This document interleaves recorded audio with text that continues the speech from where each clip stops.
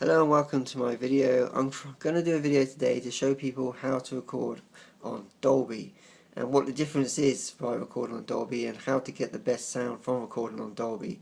I've only recently come across this myself, and I've been recording cassettes for over 20 years and I never really picked up on how to record a Dolby cassette properly. So the last one I recorded it wrong, and I'll show you what I mean by that. So if I just go into the lines that you go on your cassette deck, you will see, or hopefully you can see, in the middle here, you will see there's a Dolby sign. That basically means if you're recording on Dolby, you've got to keep it in the minuses, and it can't go over that into the red. If it goes into the red, you will blur your recording out because the frequency will be too high. So basically what will happen, the voices may have a bit blurry, or the music will be a bit blurry. It would be like recording a cassette deck on a too high of a record level and it's hitting the plus right at the end, or the plus 10 right at the end.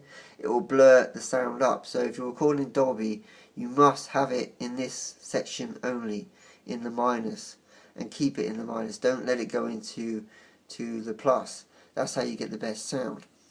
Obviously, people who don't know what Dolby is, I can do a quick demonstration for you. I can't show you any music because I will be copyrighted for it. So basically all you've got to do is turn your Dolby on. So you turn your Dolby on to Dolby C, but I'll take it off for now. I'm just showing you how to do it. So if I take it back off, you would hit the record here. This will be blank, so I'll show you what I mean by not recording Dolby. You'll hear this.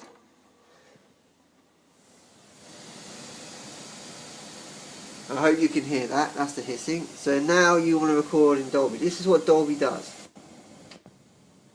It takes the noise out. That's Dolby C. It's taking quite a lot of the noise out there. Okay? So that's what Dolby does. So Dolby will take the hissing or the noise, the background noise, out of your cassette. But what it also does, by doing that, it lowers a certain frequency and ups another frequency. So if you're recording a cassette in Dolby, you must play it back in Dolby. So if I record it in Dolby C, I have to play this cassette back in Dolby C. Otherwise the sound quality will be appalling and you just sound rubbish. And if you're recording in non-Dolby, you can't play it back in Dolby neither. Otherwise it will cut the noise out and it will sound rubbish. So I wish I could demonstrate by playing a song, but if I do play a song, I will get copyrighted for it. But basically, if you're recording in Dolby, you have to play it back in Dolby.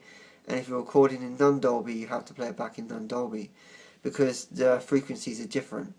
So as I said, if you record in Dolby, it lowers the noise background but then ups another frequency to make up for the noise reduction. So it takes out one frequency, then ups another frequency. So that's why you have to play it back in Dolby when you record in Dolby.